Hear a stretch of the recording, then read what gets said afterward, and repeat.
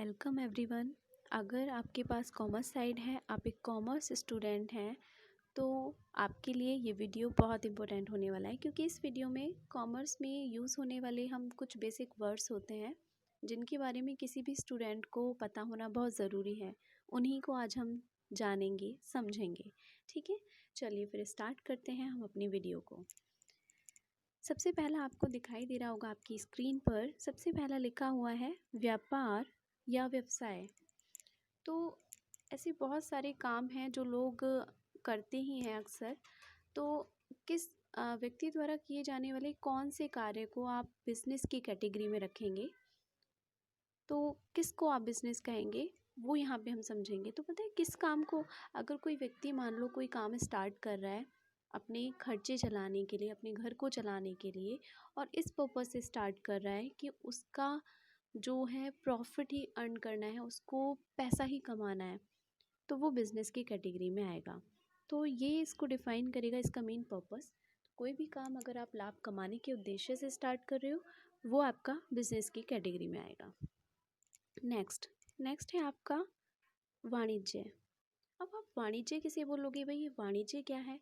Business और वाणिज्य हमें तो सिमिलर से लगते हैं, इनमें क्या अंतर है? तो कोई भी व्यक्ति अगर अपना कोई काम स्टार्ट कर रहा है लाभ कमाने के पर्पज़ से, तो उसमें बहुत सारी एक्टिविटीज़ करनी होती हैं। अब बिज़नेस का मेन है, या तो आप जिस भी वस्तु में अपना व्यापार स्टार्ट करोगे, बिज़नेस स्टार्ट करोगे, या तो आप वो खुद प्रोड्यूस करोगे, प्रोडक्शन करोगे उस वस्तु का, या आप कहीं और से ख़रीद के लाओगे और उसको सेल करोगे। जितने में ख़रीद के लाए उससे ज़्यादा में सेल करोगे, तभी तो आपको कुछ बचेगा एज अ प्रॉफिट। तो उसमें प्रोडक्शन वगैरह सारा प्रोसेस आता है, फिर उसको आप सेल करते हो आगे। बिज़नेस के लिए ये भी ज़रूरी है कि जो भी आप काम कर रहे हो उसमें कंटिन्यूटी हो, यानी कि वो निरंतरता होना ज़रूरी है।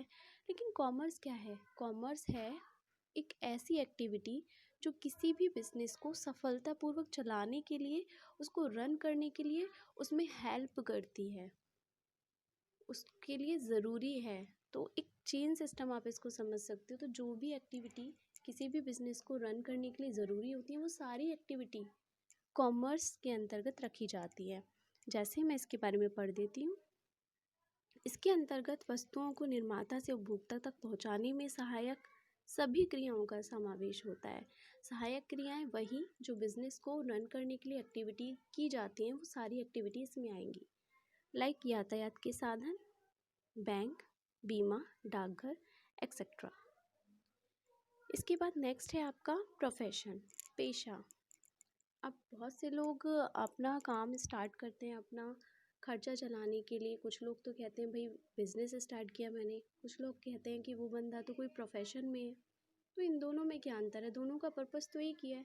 दोनों को अपना घर चलाने के लिए कोई बिज़नेस कर रहा है, कोई किसी प्रोफेशन में है। तो प्रोफेशन ना कोई भी व्यक्ति नहीं कर सकता। इसमें इतना ही अंतर है कि प्रोफेशन के लिए एक पर्टिकुलर डिग्री की आवश्यकता होती है, प्रशिक्षण की आवश्यकता होती है। हर कोई व्यक्ति डॉक्टर नहीं हो सकता, वकील नहीं हो सकता, इंजीनियर नहीं हो सकता, टीचर नहीं हो सकता। इसके लिए एक डिग्री होना बहुत ज़रूरी है। तो प्रोफेशन उसको कहेंगे जिसके लिए विशेष प्रकार के प्रशिक्षण की आवश्यकता होती है। क्लियर है? आगे बढ़ते हैं। कैपिटल, अब ये पूंजी क्या है? कोई भी व्यापारी है, ठीक है, फर्म का साझेदार है, कंपनी का अंशधारी शेयर होल्डर है, उनके द्वारा अपना बिजनेस स्टार्ट करने के लिए जो भी पहले कुछ अमाउंट लगाई जाती है धन कमाने के लिए उद्देश्य से, या तो कोई अमाउंट लगाओगे या फिर कोई असेट्स लगाओगे, उसको पूंजी कहा जाएगा। ठीक है, इसको हम समझते हैं। मान लीजिए कोई भी अपना बिजनेस स्टार्ट कर रहा है, चलो कपड़े का स्टार्ट कर रहा है, रेडीमेड, जो वो रेडीमेड कपड़े लाता है और उनको ज़्यादा प्राइस पे सेल करता है। तो वो रखेगा कहाँ भाई? उसके लिए उसके पास एक शॉप होनी चाहिए। उसको खरीदेगा तो पहले माल खरीद के लाएगा। ठीक है, देखिए इसमें माल आया। माल यहाँ पे वो है जिस भी वस्तु में बिजनेस स्टार्ट हो रहा है, तो वो पहले खरीद के लाएगा और उसमें पैसा इन्वेस्ट करना पड़ेगा, कुछ फर्नीचर लगाना पड़ेगा, दुकान को डेकोरेट भी करना पड़ेगा। तो सबसे पहले पैसा लगाया जाता है। तो अपने बिज़नेस को स्टार्ट करने के लिए जो सबसे पहले हम पैसा लगाते हैं ना, इन्वेस्ट करते हैं, वो किसी भी व्यापारी के लिए उसकी पूंजी की कैटेगरी में आता है कि उसकी कैपिटल है ये। इसके बाद आगे बढ़ते हैं, आगे है गुड्स। अभी ऊपर भी आया गुड्स, अभी मैंने डिस्क्राइब कर ही दिया था कि कोई भी व्यापारी जिस भी वस्तु में अपना बिजनेस स्टार्ट कर रहा है, वो वस्तु, वो सामान उस व्यापारी के लिए उसका माल यानी कि गुड्स कहलाएगा। ठीक है, एक होता है हम सिंपल वर्ड सुनते आए गुड, वेरी गुड, बहुत अच्छा, लेकिन उसमें अगर ये एस आ जाता है गुड्स, दैट मीन्स सामान। नेक्स्ट है आपका परचेज। परचेज से तो आप लोग सभी जानते ही होंगे, परचेज यानी कि खरीदना, खरीदी गई वस्तु। परचेज रिटर्न क्या है भाई? अगर आप कोई सामान खरीद के लाए, आपको घर पे आके वो समझ नहीं आया या फिर उसमें कुछ कमी निकल गई तो आप उसे वापस करने जाओगे, तो वो आपके लिए क्या है? Purchase return. इसके लिए हिंदी में ना एक ये वाय वापसी वर्ड भी यूज़ होता है। फिर स्टूडेंट कंफ्यूज होते हैं कि ये वाय वापसी क्या है, हमने तो क्रय और विक्रय वापसी ही सुना है। तो वाय वापसी को ध्यान रखिएगा, परचेज रिटर्न को ही बोलते हैं वाय वापसी। ठीक है, इंग्लिश में इसको बोलते हैं रिटर्न आउटवर्ड। क्या बोलते हैं? Return outward. नेक्स्ट आगे बढ़ते हैं, सेल्स। सेल्स यानी कि बेचा, यानी कि विक्रय। नेक्स्ट, अगर अभी ऊपर बताया परचेज, आप सामान खरीद के लाए, आपको पसंद नहीं आया तो आपने रिटर्न कर दिया, तो वो परचेज रिटर्न। जिसने आपको सेल किया था उस व्यक्ति के लिए वो चीज़ उसने बेची तो वो विक्रय यूज़ करेगा, और आप जो उसे वापस करके आए, आपने खरीदी थी तो आपके लिए परचेज रिटर्न था, बट उस व्यक्ति ने तो बेची थी आपको, उसके लिए क्या होगा? वो सेल्स रिटर्न, उसका बेचा हुआ माल उसके पास वापस आ गया। इसके लिए भी एक अलग से वर्ड यूज़ होता है, आंतरिक वापसी, रिटर्न इनवर्ड। तो ये भी आप ध्यान रखें, आंतरिक वापसी भी विक्रय वापसी ही होता है। नेक्स्ट आगे बढ़ते हैं हम, नेक्स्ट है आपका स्टॉक। अब स्टॉक क्या है? रहित या स्कंध या स्टॉक, वर्ष के अंत में व्यापार में जो भी माल बिकने से रह जाता है वो आपका स्टॉक कहलाता है। अब इसको आप कैसे समझेंगे? अभी मैंने बोला एक व्यापारी ने अपना बिजनेस स्टार्ट किया कपड़ों का, रेडीमेड कपड़ों का। अब ऐसा तो नहीं है वो जितना भी स्टॉक खरीद के लाया है वो सारा सेल आउट हो जाए, साल में हो जाए तो बहुत अच्छी बात है, बट ऐसा होता है बेसिकली, बल्कि सब लोग अपना स्टॉक थोड़ा एक्स्ट्रा ही रखते हैं कि कोई कस्टमर वापस ना जाए और उसका सेल आउट हो जाए। तो लास्ट में, साल के लास्ट में फिर चेक करते हैं भाई कितना माल हमारे गोडाउन में ना बचा हुआ पड़ा है वर्ष के अंत में। तो जो माल बिकने से रह जाता है वो उसका स्टॉक है, बिकॉज ऑफ हम उसे साल के अंत में चेक कर रहे हैं, इसीलिए हम उसको कहते हैं अंतिम स्कंद यानी कि क्लोजिंग स्टॉक। अब देखो, जो क्लोजिंग स्टॉक है साल के लास्ट में जो बच गया वो अगले साल के स्टार्टिंग में पहले से पड़ा हुआ है कि नहीं? ऐसा तो नहीं बच गया आप उसे फेंक दोगे, नहीं, कुछ स्टॉक पहले से पड़ा है, वो अगले साल ऑटोमेटिकली आप उसे बोलोगे ओपनिंग स्टॉक इतना पड़ा हुआ है, नया माल मंगा लेते हैं, वो और आ जाएगा। ठीक है, तो ओपनिंग और क्लोजिंग आप ये दो वर्ड सीखोगे, लेकिन जो क्लोजिंग होता है वो अगले साल ऑटोमेटिकली ओपनिंग स्टॉक बन जाता है। आगे बढ़ते हैं, असेट्स यानी कि संपत्ति। व्यापार के संचालन में प्रयोग की जाने वाली वस्तुएं, भूमि, भवन, फर्नीचर, मशीनरी, रोकड़, डेटर, ये सारी आपकी संपत्ति की कैटेगरी में आती हैं। इनको हम डिटेल में आगे और भी समझेंगे, चलिए फिर भी मैं थोड़ा सा इसको एक्सप्लेन कर देती हूँ। अभी जो हमने पढ़ा था कि पूंजी के बारे में पढ़ा था कि कोई भी बिज़नेस स्टार्ट करता है तो पहले उसको इन्वेस्ट करने की ज़रूरत होती है। तो उसमें जो इन्वेस्ट हम करते हैं कुछ चीज़ें होती हैं, भाई हमें पर्टिकुलर शॉप चाहिए, एक बिल्डिंग चाहिए, ज़मीन चाहिए, फर्नीचर लगाओगे, अगर आपको प्रोडक्शन करना है तो मशीनरियाँ आपको लगानी पड़ सकती हैं, आप कैश भी अपने पास रखोगे, तो ये आप मान सकते हो ये कैपिटल का ही पार्ट होता है। बट ये सारी ये जो है आपकी संपत्ति की कैटेगरी में भी आती हैं, आपके बिजनेस की आपकी ये संपत्तियाँ होती हैं। अब डेटर वर्ड थोड़ा आपको लगेगा अननोन सा, अब डेटर है क्या, इसको भी चलिए आगे आएगा यहाँ पर, अभी मैं एक्सप्लेन कर दूँगी तब। आगे बढ़ते हैं, लाइबिलिटी, देयता। तो व्यापार के संचालन में अभी आपने क्या किया कि आपको जो जो चीज़ें आपको नेसेसरी थी वो आपने बिज़नेस में लगाई, वो आपकी संपत्तियाँ हो गई, जो भी आपने मशीनरी वगैरह लगाया, कैश वगैरह सब रखना पड़ता है। तो आगे क्या हुआ कि आपको अपना बिज़नेस रन करने के लिए ना पैसों की ज़रूरत पड़ गई, यानी आपको और पैसा चाहिए, आपके पास नहीं है। आप क्या करोगे कि आप किसी व्यक्ति से लोगे या बैंक से लोगे या कहीं से तो उधार लोगे, लेकिन वो जो पैसा है जो आपने उधार लिया है वो आपका राइट बनता है कि आप उसे लौटाओगे। जितने भी टाइम के लिए लिया है आपने उस टाइम तक यूज़ करोगे और उसे एक टाइम के बाद में रिटर्न कर दोगे। तो वो आपका दायित्व बनता है भाई, उसको पे करना। दायित्व या देयता तो वो आपकी लाइबिलिटी है, दैट मीन्स वो आपको पे करनी है। ठीक है, नेक्स्ट आगे बढ़ते हैं। देनदार, अब डेटर यहाँ भी आया था ना, इसको समझेंगे वो हमारी संपत्ति क्यों है और डेटर होते कौन है। डेटर को हम ऐसे समझते हैं कि आपने किसी को उधार माल बेचा, अब आप व्यापारी बन गए, ठीक है। आपने किसी को उधार माल बेचा और जब उधार बेचते हैं तो भैया आप उसका नाम वगैरह तो याद रखोगे ना, आप अपने पास एक रिकॉर्ड रखते हो, नोटबुक में नोट करते हो ये बंदा मेरे से उधार लेके गया, इतने का सामान लेके गया, ठीक है। नाम क्यों याद रखते हो भाई, उससे पैसा लेना है कि नहीं लेना है, आपको लेना है। पैसा आएगा तो वो आपकी संपत्ति की कैटेगरी में, जब आपने कैश को संपत्ति माना है तो आपकी एक्सपेक्टेशन है वो डेटर से पैसा आएगा, तो वो भी आपकी एक संपत्ति बढ़ जाएगी उससे, इसलिए वो असेट्स में जाएगा, ठीक है। अब देनदार क्यों है वो, क्योंकि वो व्यक्ति आपको पैसा देने वाला है, इसलिए वो देनदार कहलाएगा। जिससे आपको कुछ मिलना होता है वो डेटर कहलाता है, ठीक है। अब लेनदार कौन है भाई, अभी मैंने बोला कि आपने उधार माल बेचा, ठीक है, तो वो व्यक्ति आपको पैसा देगा, आपके लिए वो कौन है, देनदार, यानी डेटर है आपका, आपको उससे पैसा लेना है। और वो व्यक्ति आपके लिए क्या सोचेगा, भाई मुझे उसे पैसा देना है, वो मुझसे पैसा लेने वाला है, दुकानदार मुझसे पैसा लेने वाला है, तो दुकानदार उस व्यक्ति के लिए, डेटर के लिए आप ना उसके लेनदार हो गए, आप उससे पैसा लोगे। तो वैसे भी क्रय विक्रय साथ साथ चलते हैं ना, एक खरीदा एक बेचा, तो डेटर क्रेडिटर, एक व्यक्ति जिसके लिए डेटर है वो दूसरा दूसरे के लिए क्रेडिटर हो सकता है, ठीक है। आगे बढ़ते हैं।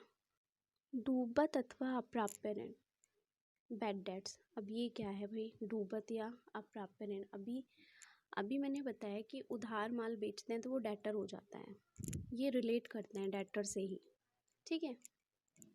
आपने उस व्यक्ति का नाम लिख लिया, ये उधार लेके गया, इससे मुझे पेमेंट मिलना है, बट पता चला जब पेमेंट होना था वो व्यक्ति गायब है, वो शहर छोड़ के ही चला गया, आपकी सारी एक्सपेक्टेशन टूट गई। अब आपको कोई उम्मीद नहीं है कि उस व्यक्ति से पैसा मिलने वाला है, आपने उसे अपनी एसेट्स में दिखा रखा था कि मुझे डेटर से इतना पैसा आने की उम्मीद है, पूरी उम्मीद है, बट पता चला कि वो व्यक्ति भाग गया, आपके पैसे लेके भाग गया, तो अब वो पैसा आपके लिए डूब गया, कभी नहीं मिलने वाला। इसीलिए कहेंगे वो जो ऋण एज अ लोन आपने उसको दिया था वो ऋण अब अप्राप्य है, प्राप्त नहीं होने वाला, तो इसके लिए आप अप्राप्य ऋण हिंदी में या डूबत ऋण यूज़ करते हो, इंग्लिश में बैड डेट्स यूज़ करते हो। तो देनदारों से ना वसूल हुई राशि, डेटर से अगर कोई अमाउंट नहीं मिलेगा वो आपका बैड डेट्स कहलाएगा। नेक्स्ट आगे बढ़ते हैं। डेप्रीशिएशन, अब ये डेप्रीशिएशन क्या है, स्थायी संपत्ति के मूल्य में प्रयोग समय मूल्य परिवर्तन नवीन आविष्कारों के कारण जो आपका कमी आ जाती है प्राइस में, वो कहलाता है आपका डेप्रिसिएशन। इसको भी हम एग्जाम्पल से समझेंगे, ठीक है।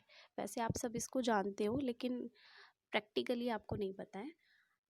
अब क्या, हम एग्जाम्पल ले लेते हैं, चलिए आपने कोई स्कूटी निकलवाई शोरूम से, ठीक है, आपको वो पड़ी 72,000 की, आप ले आए उसको, आपने 1-2 महीने यूज़ किया उस स्कूटी का, आपका पता चला कि आपका किसी दूसरी सिटी में ट्रांसफ़र हो गया और आप उसे साथ में नहीं लेके जा सकते अपने व्हीकल को, तो अगर आप उसे अब सेल करने लगो, बेशक वो 2 महीने आप में आपने कुछ ही टाइम के लिए चलाई हो, बट कोई भी बंदा उसको 72 में लेने के लिए रेडी नहीं होगा। क्यों, क्यों, वो तो ये मानेगा 2 महीने आपने चलाई तो होगी, मतलब 72 तो वो नहीं देगा, वो कुछ कम ही देगा। मान लो कोई 60 में रेडी हो गया है, कोई 50 में रेडी हो गया, तो ये जो प्राइस में कमी आ गई वो क्यों, वो कहेगा आपने यूज़ किया, इसके पार्ट्स घिस गए, मशीन को यूज़ किया, घिस गए होंगे, आपने इतनी किलोमीटर तो चला ली, तो सेकेंड हैंड हो गई, प्राइस कम ऑटोमेटिकली हो जाता है। तो यही है कि मूल्य में जो कमी आ जाती है प्रयोग के कारण। कई बार क्या होता है कि कोई नई आपकी टेक्नोलॉजी टेक्नोलॉजी बदलती रहती है, नई कोई वस्तु आ गई तो पुरानी का प्राइस ऑटोमेटिकली कम हो जाता है। तो जो अगर आपका प्राइस एसेट्स का कम हो जाता है टाइम के साथ में, चाहे किसी भी रीज़न से हुआ हो, वो कमी हम मानते हैं कि भाई उसमें हिरास आ गया, उसमें डेप्रिसिएशन हो गया। नेक्स्ट है आपका बैंक ओवरड्राफ्ट। बैंक ओवरड्राफ्ट क्या होता है भैया? जब अब ये बैंक ओवरड्राफ्ट आपको पता चल रहा होगा, इसके मीनिंग से ही पता चल रहा होगा कि अधिविकर्ष यानी अधिक पैसा, अधिक पैसा, इसको समझेंगे। पहली बात तो ये एक सुविधा है जो बैंक अपने ग्राहकों को देता है, लेकिन सभी ग्राहकों को नहीं देता। ये केवल उन व्यक्तियों को देता है जिनका बैंक में करंट अकाउंट यानी कि चालू खाता बैंक में होता है, उन्हीं को देता है। अब चालू खाता किसका होता है भाई? व्यापारी लोगों का होता है। और इसमें क्या है, चालू खाते में ये सुविधा होती है कि कोई भी व्यक्ति कितनी बार पैसा निकाल सकता है, जमा कर सकता है। और ये बिज़नेस जो करते हैं व्यक्ति, उनके लिए बहुत ज़रूरी है, क्योंकि उनको कई बार एक दिन में कई कई बार ट्रांजैक्शन करने पड़ जाते हैं, तो उनके लिए ही ये अकाउंट होता है। तो बैंक भी उन्हीं व्यक्तियों को एक सुविधा देता है जिसको बैंक ओवरड्राफ्ट बोलते हैं। दैट मीन्स मान लीजिए किसी व्यापारी को सडनली अपने बिजनेस को ग्रो करने के लिए उसको 2 लाख रुपए की आवश्यकता है, उसको इन्वेस्ट करना है, बट उसके अकाउंट में ओनली मान लेते हैं 1.5 लाख रुपया पड़ा हुआ है। तो अगर वो बैंक वाले से कहेगा ना जाके कि मुझे 2 लाख की ज़रूरत है, तो वो दे देगा। 1.5 लाख जमा है उसके खाते में, बट वो फिर भी 2 लाख दे देगा। बट ये जो सुविधा वो दे रहा है ना, एक्स्ट्रा पैसा दे रहा है, इसको बोलेंगे बैंक ओवरड्राफ्ट। ओवरड्राफ्ट पे आपको पैसा मिल जाएगा। अभी बैंक का क्या फ़ायदा है, उसने एक्स्ट्रा दे दिया उसको। बैंक का ये फ़ायदा है कि जब वो उस 1.5 लाख से जो एक्स्ट्रा अमाउंट लिया है उसको लौटाएगा ना बैंक को, 50,000 जो एक्स्ट्रा लिए हैं, तो वो 50,000 की अमाउंट ही नहीं लौटाएगा, उसको इंटरेस्ट के साथ में लौटाएगा, यानी उसको एक्स्ट्रा पे करना पड़ेगा। एज अ लोन ही ये बात हो गई। तो बैंक ये सुविधा अपने चालू खाताधारकों को दे देता है, बट उसको ये फ़ायदा है, उसको इंटरेस्ट मिल जाएगा, बैंक को वो एक्स्ट्रा इंटरेस्ट वसूलेगा अपने ग्राहक से, और ग्राहक को ये फ़ायदा है कि उसको कहीं और नहीं जाना पड़ेगा, उसको टाइम पे पैसा मिल जाएगा। ठीक है, आगे बढ़ते हैं हम। आगे है कमीशन। कमीशन, अब देखिए कमीशन क्या होता है। माल की बिक्री बढ़ाने के लिए व्यापारी ना कभी कभी एजेंट रख लेते हैं।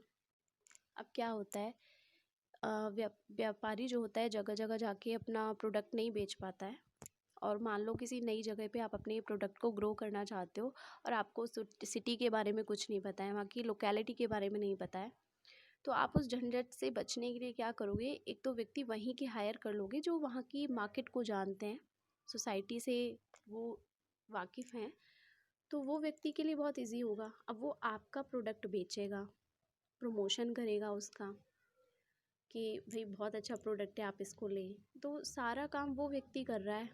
क्यों कर रहा है? वो आपसे इसके बदले जो भी अमाउंट लेगा, जो भी अपना बदले में पुरस्कार लेगा, वो उसका कमीशन कहलाएगा। वो कमीशन लेगा और आपका काम हो जाएगा। ठीक है। नेक्स्ट, छूट, पट्टा, कटौती या अपहार। छूट, डिस्काउंट, इस सब को तो आप जानते होंगे, शॉपिंग करने जाते हो, काफ़ी सुना हुआ वर्ड है, बट हिंदी वाले लोग ये ध्यान कर लें, यहाँ पे एक वर्ड दिख रहा है अपहार। कई बार ये वर्ड आ जाता है, फिर कंफ्यूज हो जाते हैं कि ये कौन सा शब्द आ गया है, तो हमने सुना ही नहीं है। डिस्काउंट के लिए ही यूज़ होता है। ठीक है।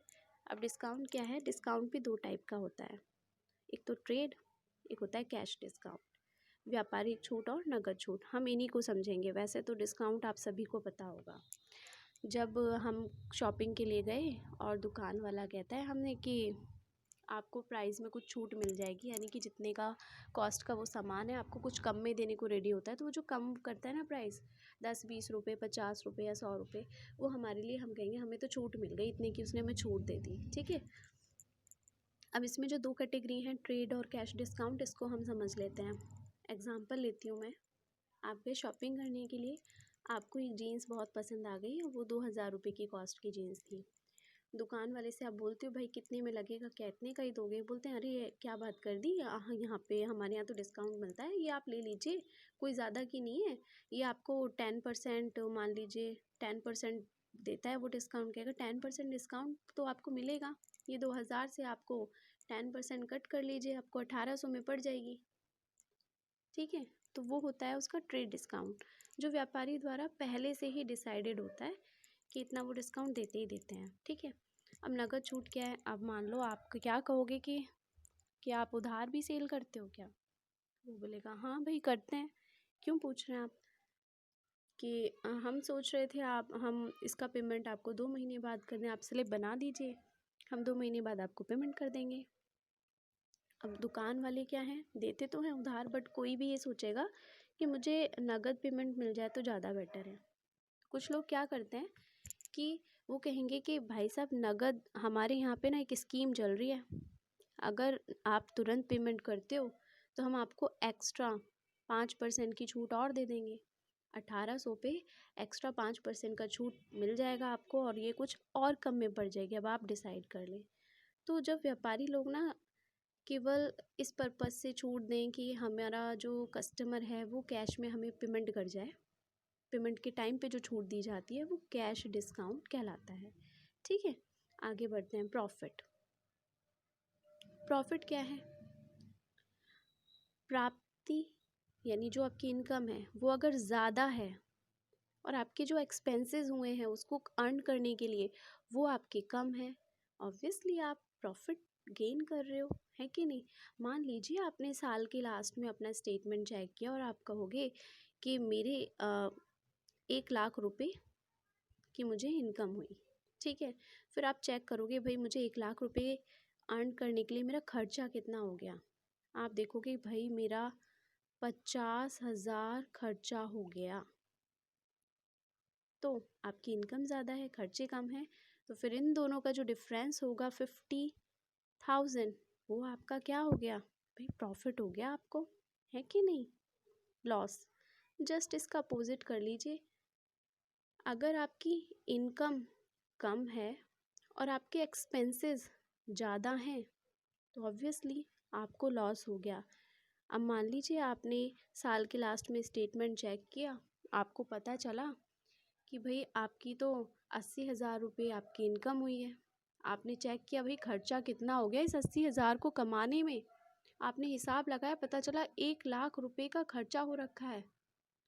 आपको फ़ायदा तो कुछ हुआ ही नहीं, बल्कि 20,000 रुपये आप और नीचे जा रहे हो, घाटे में जा रहे हो, तो आप लॉस की कैटेगरी में हो।